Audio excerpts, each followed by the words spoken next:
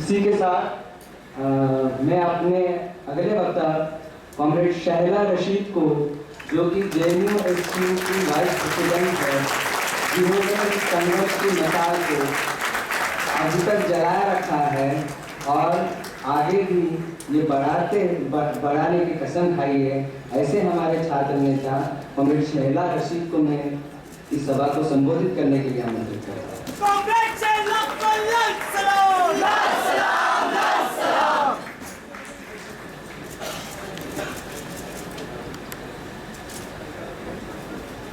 सभी साथियों को सतरंगी सलाम। हमारे सभी ऑर्गेनाइजर्स का मैं शुक्रिया अदा करना चाहती हूँ कि हम लोगों को आपने एक मंच पर लाया और एक मंच पर हम लोग आज एक एजेंडे की तरफ बात कर रहे हैं। थोड़ा अफसोस जरूर है क्योंकि कॉमरेड डोनाता प्रशांत हैदराबाद सेंट्रल यूनिवर्सिटी से, वो हमारे बीच में नहीं है, लेकिन इश्यूज आर अलाइव। वो मुद्दे जिनके साथ में कॉमरेड डोनाता प्रशांत अपनी बात यहाँ पर रखते, मुझे लगता है उन इश्यूज को भूलना नहीं चाहिए, बल्कि काफी कम रिप्रेजेंटेशन अगर आप देखें तो है यहाँ पे। हम लोग कुछ यूनिवर्सिटीज को रिप्रेजेंट करते हैं, Jawaharlal Nehru university, Hyderabad central university, FTII, Allahabad university, इन सारी यूनिवर्सिटीज का रिप्रेजेंटेशन तो आ गया, लेकिन देश भर में जो यूनिवर्सिटीज हैं, जो कॉलेज हैं, जहाँ पे यूनियन नहीं है, जहाँ पे छात्रों को यूनियन बनाने का अधिकार नहीं है, अपने आप को पॉलिटिकली ऑर्गेनाइज करने का अधिकार नहीं है, अगर वो लोग यूनियन बनाते हैं उनको बाहर किया जाता है कॉलेज से, उनको धमकी दी जाती है कि तुम्हारे साथ में एकेडमिक विक्टिमाइजेशन होगा। उनकी बात कौन करेगा? हम लोग परसिक्यूटेड जरूर हैं। हमारे एक साथी हैदराबाद सेंट्रल यूनिवर्सिटी में जिनको अपनी जान देने पर मजबूर किया गया, हमारे 3 साथी जवाहरलाल नेहरू यूनिवर्सिटी में जिनको अरेस्ट किया गया, 6 लोगों पर सेडिशन लगाया गया। हैदराबाद सेंट्रल यूनिवर्सिटी में ही कम से कम 25 छात्रों को, 2 शिक्षकों को और एक मीडिया पर्सन को अरेस्ट किया गया। FTII में बार-बार पुलिस ने घुस करके अरेस्ट किए लोगों को, गांजा बेचने के इल्जाम में, माओवादी होने के इल्जाम में बदनाम किया। उन लोगों की बात कौन करेगा? हमें अपने कंसर्न्स में उन सब लोगों की बात करनी पड़ेगी। ये मूवमेंट जिस तरह की शेप लेने का पोटेंशियल रखता है, ये मूवमेंट एक इंडियन स्टूडेंट मूवमेंट बनने की क्षमता रखता है और वहां तक इसको हमको ले जाना पड़ेगा। मैं सबसे पहले आप सब लोगों को कांग्रेचुलेट करना चाहूंगी क्योंकि डॉक्टर संदीप पांडे जो बनारस हिंदू यूनिवर्सिटी में शिक्षक थे और उनको वहां की एडमिनिस्ट्रेशन ने नक्सली बताकर, एंटी नेशनल बताकर उन्हें यूनिवर्सिटी से निकाला। ये जो आजकल का मॉडर्न सिस्टम है जिसमें हम बात करते हैं प्रोफेशनल नॉर्म्स की, हम लोग बात करते हैं स्टैंडर्ड्स की, प्रोसीजर्स की बात करते हैं, एक प्रोसीजर को वायलेट किया जाता है और लोगों को टारगेट किया जाता है। संदीप पांडे जैसे रिनाउंड एकेडमिशियन को, संदीप पांडे जैसे सेंसिटिव एकेडमिशियन को, जो समाज के पिछड़े तबकों की बात करते हैं, जो वर्कर्स की बात करते हैं, उनको बाहर कर दिया जाता है ताकि गजेंद्र चौहान जैसे लोगों की एंट्री की जाए। आज एक न्यूज आई, इलाहाबाद हाईकोर्ट ने डॉक्टर संदीप पांडे का जो टर्मिनेशन ऑर्डर था उसको ओवररूल किया है। ये कहा है कि इलाहाबाद यूनिवर्सिटी ने वेंडेटा के बेसिस पर, बदले की भावना से, आइडियोलॉजिकल ऑपोजिशन की वजह से उनको बाहर कर दिया था और इसलिए उस टर्मिनेशन ऑर्डर को खारिज कर दिया है। ये एक छोटी सी विक्ट्री है, जैसे कई सारी छोटी विक्ट्रीज हुई। पहले कन्हैया को बेल मिली, फिर उमर और अनिरबान को बेल मिली, फिर SAR गिलानी को बेल मिली, फिर प्रोफेसर साई बाबा को बेल मिली। ये छोटी छोटी विक्ट्रीज को हमने हासिल किया, लेकिन अब हमें एक बड़ी लड़ाई की ओर बढ़ना है। मैं चंद बातें कहना चाहूंगी, ज्यादा समय नहीं लेते हुए। आप लोग जानते हैं कि IITs में फीस बढ़ाया गया, यहाँ पर IIT से कोई मौजूद नहीं है, NITs में फीस बढ़ाया गया। NIT national institute of technology सब में 300% का फी हाइक किया जा रहा है। और किस तरह से स्टूडेंट्स को वहां पे पीटा गया हमने देखा। इंडियन इंस्टीट्यूट ऑफ टेक्नोलॉजी जो कहा जाता है कि सबसे प्रीमियर इंस्टीट्यूट है इंजीनियरिंग के हमारे देश में, वहां पर फी हाइक हो रहा है और वहां के छात्र IIT खड़गपुर में प्रोटेस्ट कर रहे हैं फी हाइक के खिलाफ। और उसके बदले में उनको क्या मिलता है? भाजपा के गिरिराज सिंह कहते हैं 10 में से 9 IIT के लड़के बीफ खाते हैं, ये मिलता है उनको। यानी जब आप फी हाइक का विरोध करेंगे, आपको गौ हत्या के इल्जाम में आपको डिफेम किया जाएगा। जब आप ऑक्यूपाई UGC में फेलोशिप की बात करेंगे, आपको एंटी नेशनल बोला जाएगा, आपको जेल में डाला जाएगा। जब आप जिस तरह से हैदराबाद सेंट्रल यूनिवर्सिटी में रोहित वेमुला और उनके दोस्तों ने किया, जब आप मुजफ्फरनगर पे प्रश्न उठाएंगे, जब आप समाज के पिछड़े तबकों की, दलितों की, वर्कर्स की, महिलाओं की बात करेंगे, आपको सुसाइड करने पर मजबूर किया जाएगा। ऐसी परिस्थितियां पैदा कर दी जाएंगी कि आपको अपनी जान देनी पड़े। यही आज हमारे देश में हो रहा है और इस प्रोसेस का कोई अंत नहीं है।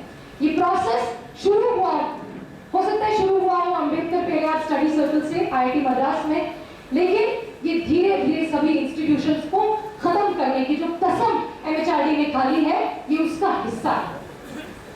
अगर आप देखें कि किस तरह से यूनिवर्सिटीज में लोगों ने सवाल उठाए, सिर्फ शिक्षा के सवाल पे नहीं बल्कि रोजगार के सवाल पे, जाति के सवाल पे, महिलाओं के ऊपर जो पीड़न होता है उसके सवाल पे जो स्टूडेंट्स ने प्रश्न उठाया है, वही कारण है कि स्टूडेंट्स को विक्टिमाइज किया जा रहा है।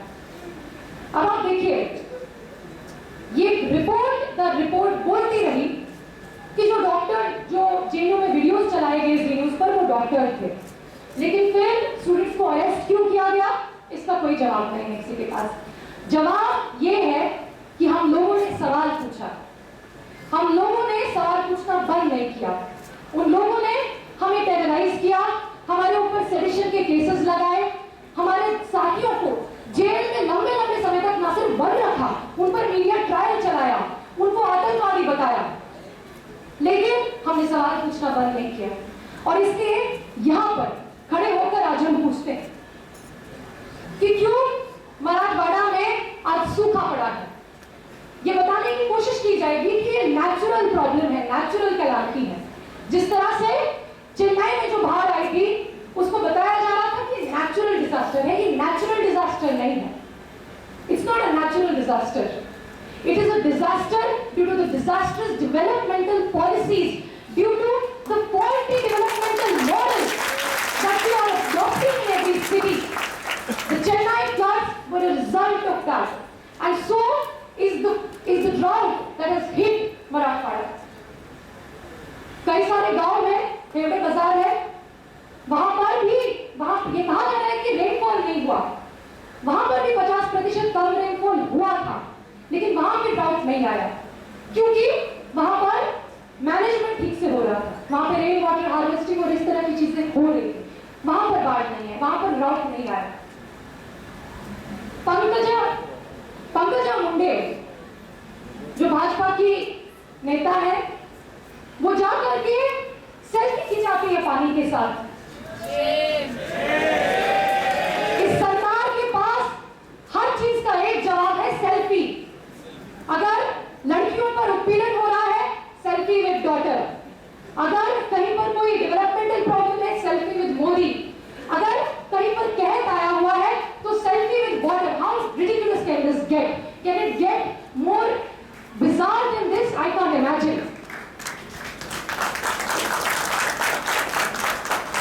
जिस वक्त मराठवाड़ा में पूरा सूखा पड़ा है, देश के अन्य भागों में सूखा पड़ा है, उस वक्त हमारे प्रधानमंत्री जाते हैं, वो अपना वैक्स का स्टैचू बनाते हैं, अपना मोम का पुतला बनवाते हैं मैडम तुसाड्स म्यूजियम में।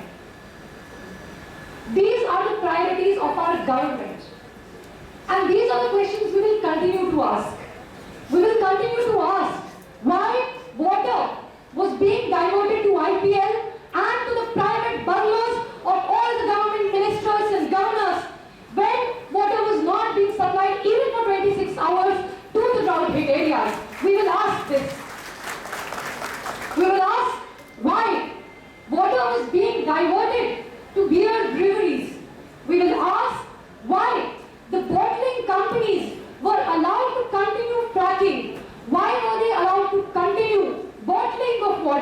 when people are not getting water to drink?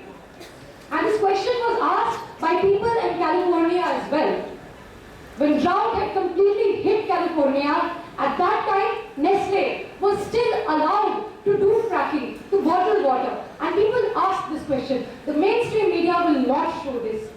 But people are asking these questions.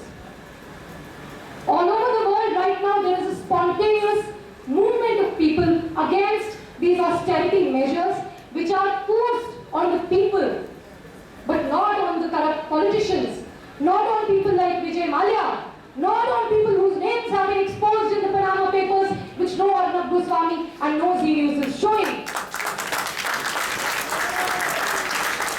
पूरे विश्व में लोग खुद से आंदोलन कर रहे हैं. मैं कुछ उदाहरण देना चाहूंगी. फ्रांस में 1,20,000 लोग हाई स्कूल स्टूडेंट्स ने शुरुआत की. हाई स्कूल स्टूडेंट्स ने इसकी पहल की. हाई स्कूल स्टूडेंट्स ऑस्टेरिटी के खिलाफ, बजट कट के खिलाफ सड़कों पर उतरे और उसके बाद वहां की आम जनता उतरी. कोई यूनियन नहीं था, कोई संगठन नहीं था, किसी भी ऑर्गेनाइजेशन के बैनर के तले वो लोग नहीं उतरे. आइसलैंड में इसी तरह का जुझारू आंदोलन करके लोगों ने वहां के प्रधानमंत्री को मजबूर कर दिया है रिजाइन करने पर. आइसलैंड के जो प्रधानमंत्री है, he has already stepped down, वो छुट्टी पर चले गए हैं. और यूनाइटेड किंगडम में लोग डेविड कैमरॉन का रेजिग्नेशन मांग रहे हैं, क्योंकि पनामा पेपर्स में ये एक्सपोज हुआ कि आइसलैंड के प्रधानमंत्री, यूके के प्रधानमंत्री, उन सब की फैमिलीज का ब्लैक मनी स्विस बैंक्स में और टैक्स हेवन्स में बंद है. उनका मनी इलीगली देश से बाहर ले जाया जा रहा है. लेकिन हिंदुस्तान में कोई आवाज नहीं उठ रही है. कई सारे बड़े बड़े नाम सामने आए हैं जिनका पैसा देश के बाहर साइकिल ऑफ किया गया. ये उनका पैसा नहीं है, ये लोगों का पैसा है. इस बात को हमको बोलना पड़ेगा. इस तरह के कॉर्पोरेट स्कैम्स को एक्सपोज करते हुए इस बात को ये बोलना पड़ेगा कि ये लोगों का पैसा है. जिस वक्त जनता का गुस्सा विजय माल्या के खिलाफ होना चाहिए, उस वक्त आपने एक कैरिकेचर बना दिया जिसका एग्जाम्पल आपने कर दिया उमर खालिद के नाम से. पूरे देश भर का गुस्सा उमर खालिद के खिलाफ, विजय माल्या के खिलाफ नहीं. गुजरात में फार्मर्स की रैली पर उमर खालिद का वीडियो दिखाया जाता है, विजय माल्या का नहीं. पनामा पेपर्स पर कोई भी डिस्कशन नहीं है. आप सोचिए कितना बड़ा डेवलपमेंट है. आइसलैंड के प्रधानमंत्री रिजाइन ले चुके हैं, यूके में लोग रेजिग्नेशन मांग रहे हैं. पूरे विश्व में लोग पनामा पेपर्स में जो एलिगेशंस, जो सामने चीजें आई है, उस पर करप्ट पॉलिटिशियंस का रेजिग्नेशन मांग रहे हैं, जगह जगह प्रोटेस्ट कर रहे हैं. लेकिन कोई न्यूज नहीं है और हिंदुस्तान में तो कोई डिस्कशन भी नहीं है. आप लोगों ने देखा होगा किस तरह से एम्प्लॉय प्रोविडेंट फंड में इस सरकार ने जो चेंजेस की, उसको किसने रोल बैक करवाया? आपके और मेरे संगठन ने नहीं. बेंगलोर में गारमेंट वर्कर्स, महिला गारमेंट वर्कर्स जो किसी भी यूनियन के अंदर ऑर्गेनाइज नहीं थे, उन लोगों ने सड़क पर उतर करके पूरी सड़क जाम करके केंद्र सरकार को चुनौती दी और ये कहा कि आप इस तरह का खिलवाड़ हमारे साथ नहीं कर सकते हैं, हमारे रोजगार के साथ नहीं कर सकते हैं. कई महीनों से ये बात चल रही थी. हमारी पार्टी का भी ट्रेड यूनियन है, उसने भी कई कार्यक्रम कराए, कई लोगों ने change.org पे पिटीशन डाला, अन्य लोग अपने अपनी जगह आंदोलन कर रहे होंगे. लेकिन इन लोगों ने जो साहस दिखाया और उनके साथ में जो बदतमीजी हुई, उसके बावजूद जो साहस उन्होंने दिखाया, उनके गाल खींचे गए, महिला गारमेंट वर्कर्स के गाल खींचे गए बेंगलुरु पुलिस के द्वारा. तो कितनी शर्मनाक घटना है. उनको मारा गया, उनको कहा गया कि ये तो फ्रस्ट्रेटेड महिलाएं हैं. लेकिन इन्हीं लोगों को, जिनको आप फ्रस्ट्रेटेड महिलाएं कह रहे हैं, उन्होंने आपकी केंद्र सरकार को इतना फ्रस्ट्रेट कर दिया है कि एक की पॉलिसी डाइल्यूशन जो आप लाना चाहते थे, आपको रोल बैक करना पड़ा. आपको लैंड एक्विजिशन ऑर्डिनेंस को रोल बैक करना पड़ा. लोग जगह जगह आंदोलन कर रहे हैं. स्टूडेंट्स, अगर हम स्टूडेंट्स की बात करें, जिस वक्त जैसा कि कॉमरेड अभिलाषा ने कहा, कॉमरेड कन्हैया जेल में थे, कॉमरेड रामा जो जनरल सेक्रेटरी है हमारे जेयू स्टूडेंट यूनियन के, उन पर सेडिशन लगाया गया. I was myself awaiting arrest for 1 day. For one day we remained underground. At that time, the people, the common students and teachers of the campus, they came out. This time, it was not the activists fighting for the students, it was the students fighting for the activists. मैं एक अंतिम बात के तौर पर इसी बात को आगे ले जाते हुए और कंक्लूड करते हुए ये कहना चाहती हूँ कि आज जब हम एक स्टूडेंट यूथ रैली में बोल रहे हैं तो हम लोगों को अंडरस्कोर करना पड़ेगा, अदरवाइज मैं यहाँ पर आकर भाषण देकर चले जाने का कोई मतलब नहीं है। मैं 4-5 अच्छे डायलॉग गिराऊंगी, 4-5 अच्छे चुटकुले मारूंगी, उसके बाद चले जाऊंगी, उसका कोई मतलब नहीं है। अगर हमें यहाँ से कुछ मीनिंगफुल करना है तो हमें ये करना है कि हम लोगों को जो इस वक्त जनउभार आ रहा है, जो जगह जगह से स्टूडेंट्स खुद हमें बुला रहे हैं, जगह जगह से लेफ्ट अम्बेडकराइट संगठन, एनजीओज, सिविल राइट्स ऑर्गेनाइजेशंस हम लोगों को बुला रहे हैं, हम लोगों को एक कॉमन प्लेटफॉर्म बनाना पड़ेगा, हम लोगों को इस मूवमेंट को, इस जनउभार को स्टीयर करना पड़ेगा।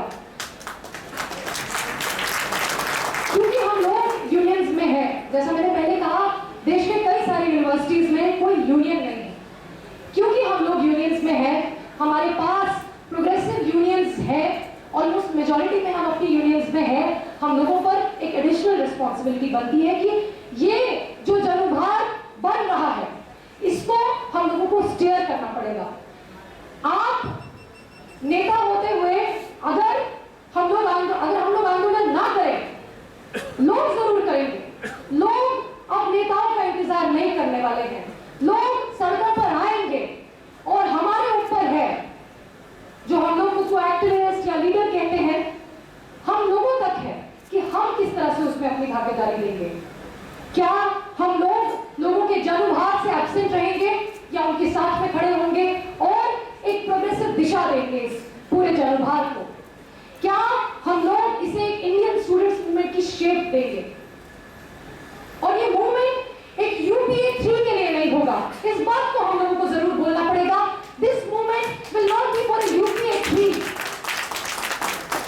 यूपीए जिसका नाम यूएपीए रख देना चाहिए। जिस तरह से उन्होंने मुसलमानों पर दमन किया, मुस्लिम्स का विच हंटिंग किया, घटिया से घटिया कानून लाए जिसको अभी बीजेपी इंप्लीमेंट कर रहा है, घटिया से घटिया पॉलिसीज पाइपलाइन में डाली जिसको बीजेपी अपनी पूरी रात के साथ में इंप्लीमेंट कर रहा है। क्या हम उस कांग्रेस सरकार के लिए एक आंदोलन करेंगे? नहीं। हम लोगों ने 16 दिसंबर मूवमेंट किया, हम लोगों ने एंटी करप्शन मूवमेंट किया और इससे क्या हुआ? उसका पूरा का पूरा फायदा भाजपा की सरकार ले जाती है। भाजपा की सरकार जिसका विमेन पर क्या ट्रैक रिकॉर्ड है ये आपको बताने की जरूरत नहीं है, जिसका करप्शन पर क्या ट्रैक रिकॉर्ड है ये आपको बताने की जरूरत नहीं। व्यापम सिर्फ एक स्कैम नहीं है, व्यापम लाशों का ढेर है, Vyapam is a massacre, it's not just a scam.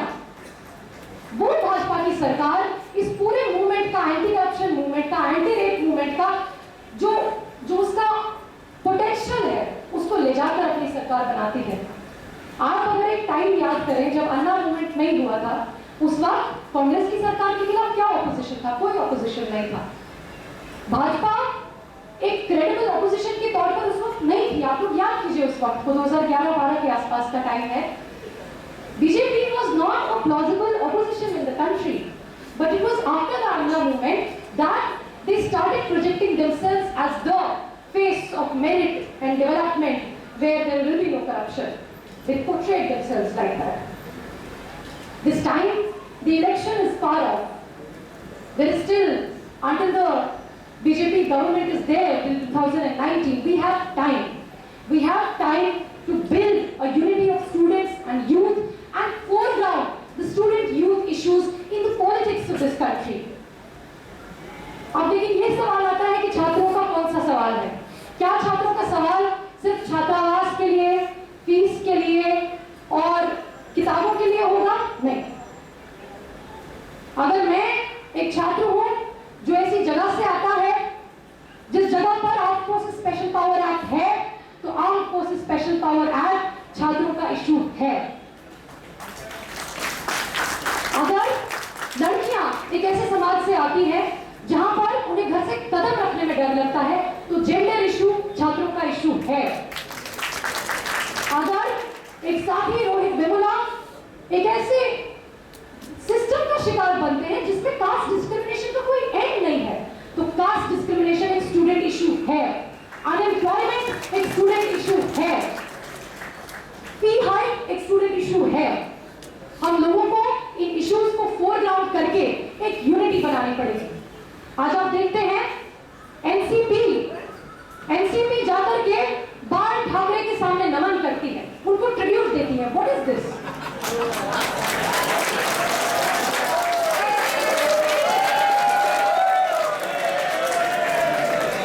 ये बेहद शर्मनाक है कि एक ऐसा आदमी जिसने अपने पूरे जीवन काल में मुसलमानों के खिलाफ, नॉर्थ इंडियंस के खिलाफ जिस तरह से नफरत भड़काई, उसको आप जाकर के नमन करते हैं क्योंकि आपका इलेक्टोरल पॉलिटिक्स का कंपल्शन है। हम लोगों को अपने स्ट्रगल्स को इंश्योर करना चाहिए कि इस तरह की पार्टीज में, इस तरह के बेईमान लोगों के पॉलिटिक्स में हमारा स्ट्रगल फील्ड ना करें।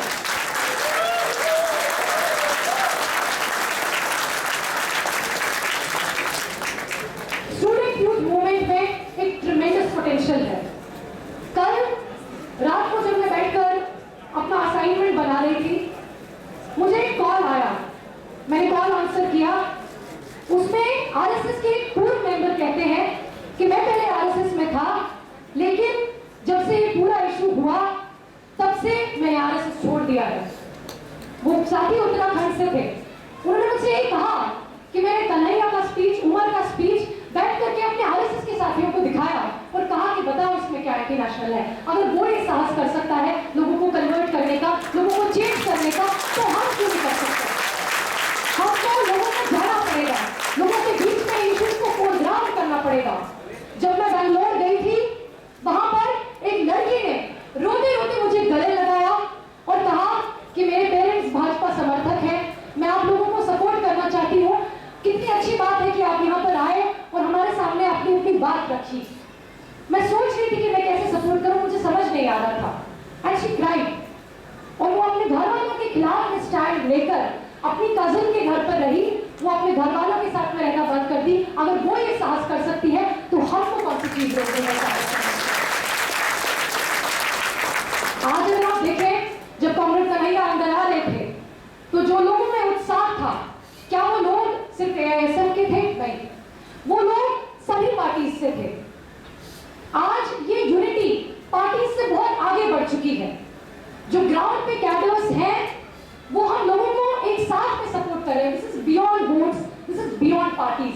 The cadres on the ground, the people, the supporters of left movement, the supporters of Ambedkarite movement have gone far beyond the party lines. It is up to us, it is up to us leaders to decide whether we will stand with that unity, whether we will respect that unity or not. लोग साथ में मिलकर आंदोलन कर रहे हैं और वो करेंगे। हम लोगों को तय करना पड़ेगा कि हम उनके साथ में खड़े हैं या इनके साथ में खड़े हैं। क्या हम देश की 90% जनता के साथ खड़े हैं या 10% जनता के साथ खड़े हैं? हम लोगों को तय करना पड़ेगा कि क्या हम सत्ता वर्ग के साथ में खड़े हैं या उन लोगों के साथ में खड़े हैं जिन तक सत्ता की दूर दूर तक उन तक महक भी नहीं आती। क्या हम उन लोगों के साथ में खड़े हैं? हम लोगों को इस आंदोलन को आगे ले जाना पड़ेगा, जगह जगह कैंपेन करना पड़ेगा, जगह जगह जाकर लोगों तक ये बात पहुंचानी पड़ेगी कि जेएनयू का सच क्या है, हैदराबाद का सच क्या है और इस मोदी सरकार का सच क्या है। आगे क्या प्लेटफॉर्म बनता है, 2019 के इलेक्शन में क्या होता है हम नहीं जानते। हो सकता है तब तक आम आदमी पार्टी जैसी कोई नई पार्टी बन जाए। We don't know, we cannot नॉट प्रेडिक्ट। आम आदमी पार्टी के बनने से 1 साल पहले किसी ने प्रेडिक्ट नहीं किया था कि वो एक पार्टी की शक्ल लेगी। चुनाव में क्या होगा हम लोग नहीं जानते। लेकिन आज सवाल ये है कि क्या हम इस देश की पॉलिटिक्स को इतना इन्फ्लुएंस कर सकते हैं कि चुनाव में क्या प्रश्न उठेंगे कि हम लोग डिटरमिन करेंगे, कि स्टूडेंट यूथ डिटरमिन करेगा, ये आरएसएस डिटरमिन नहीं करेगा, ये शिवसेना डिटरमिन नहीं करेगी कि क्या लव जिहाद का इशू और घर वापसी के इशू पर इलेक्शन होगा या बेरोजगारी, शिक्षा नीति, कास्ट डिस्क्रिमिनेशन और जेंडर डिस्क्रिमिनेशन पर इलेक्शन होगा। ये हम लोगों को तय करना पड़ेगा। मैं ये सवाल आप लोगों पर छोड़ती हूं और जिस तरह से मैंने कहा कि हर चीज का जवाब जनता ने दिया है, मैं आप लोगों तक छोड़ती हूं कि क्या ये आंदोलन यूपीए 3 के बनने के लिए होगा या ये स्टूडेंट यूथ जिंदाबाद। आप सब लोगों को सदर की सलाम।